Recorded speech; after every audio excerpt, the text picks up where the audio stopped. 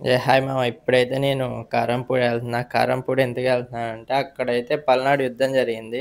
And ఆ టైంలో use చేసిన ఆయుధాలన్నీ ఇంకా అక్కడే ఉన్నాయి. అండ్ అవి చూడటానికి అయితే వెళ్తున్నాను. మరి రోడ్ సైడ్ చూస్తే ఎక్కడ చూసినా ఆ గొర్రెలే ఉన్నాయి. మొత్తం ఆ మేకలు అన్నీ ఇంకా ఎక్కువ కనిపిస్తున్నాయి నాకైతే. ఇప్పుడు చూస్తే వెనకాల అవి ఉన్నాయి, ఇక ముందు చూస్తే ఇవి చూడండి బర్రెలు. అన్న కొంచెం దారి ఇస్తావా? వెళ్తాయా?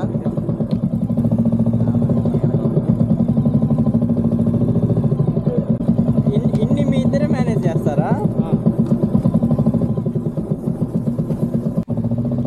మంచిగానే మాట్లాడుతున్నారు, బాగుంది.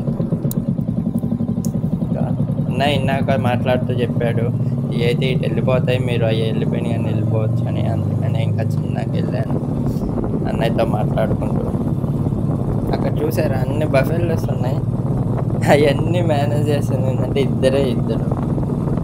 ఎంత టఫ్ తెలుసా అంత మేనేజ్ చేయాలంటే అన్నిటినీ. బట్ వాళ్ళైతే బాగా మేనేజ్ అయితే మంచిగా చేస్తున్నారు. వ్యూ చూడండి, వస్తుంది కదా. ఇదంతా అడవి ప్రాంతం కాబట్టి మధ్యలో బైక్ పైన వెళ్తున్నప్పుడు అయితే నాకు చాలా అంటే చాలా నచ్చింది. చూసారా ఇక్కడ మొత్తం మేకలు ఉంటాయి.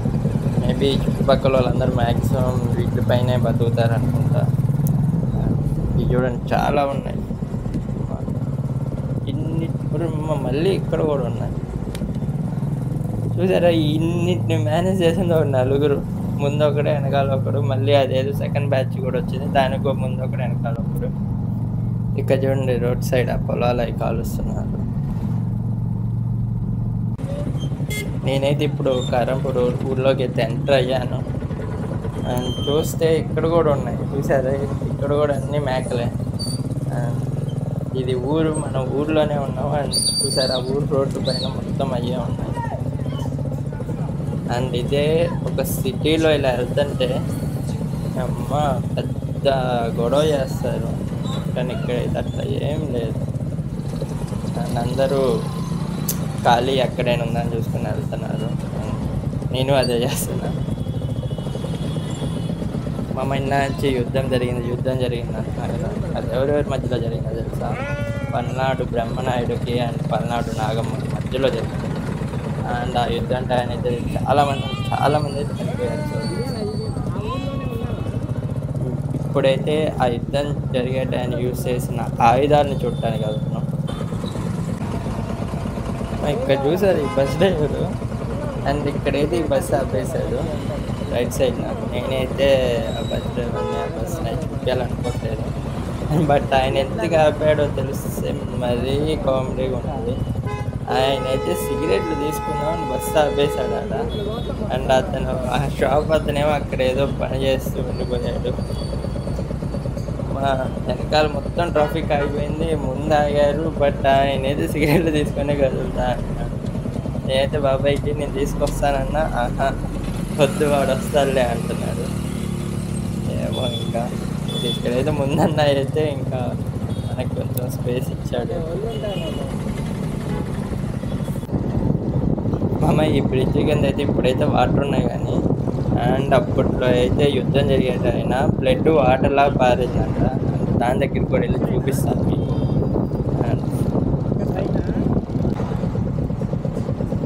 దగ్గరికి అయితే వచ్చాము. ఇదిగోండి ఎంట్రన్స్.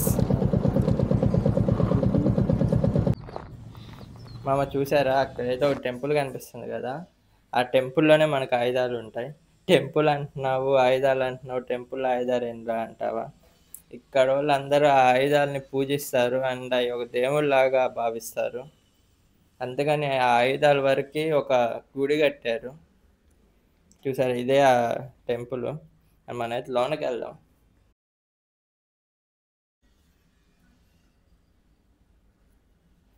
ఇక్కడైతే ఒక అన్న చదువుకుంటున్నాడు. చూడండి టెంపుల్ అయితే సింపుల్గా మామూలుగా ఉంది.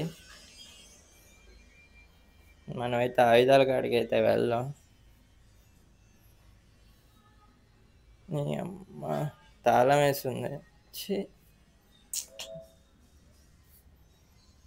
మనమైతే ఆయుధాలు మీరు ఇక్కడి నుంచే చూసేయండి. బ్యాడ్ లక్ తాళం వేసి ఉంది కాబట్టి చూసారా, ఇంకా అయ్యే ఆయుధాలు, ఆ టైం యూస్ చేసిన ఆయుధాలు అవన్నీ అండ్ బాగున్నాయి.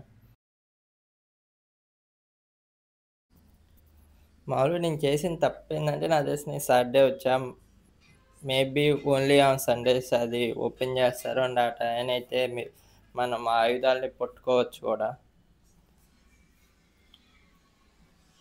Maybe it's my mistake. మామ అదే ఇందాక చెప్పా కదా, యుద్ధం జరిగేటప్పుడు బ్లడ్ అనేది నీళ్ళలా పారిందని, అదే ఈ ప్లేస్. అండ్ ఇప్పుడైతే అక్కడైతే వాటర్ ఉన్నాయి, బట్ అప్పట్లో యుద్ధం జరిగేటప్పుడైతే ఈ ప్లేస్లో మొత్తం బ్లడ్ అనేది వెళ్ళిపోయి ఇట్లా పారిందంట. బాగుంది చూడటానికి. మా అమ్మ వీడియోని అయితే లైక్ చేసి ఛానల్ని సబ్స్క్రైబ్ చేయండి అండ్ బాయ్ బాయ్.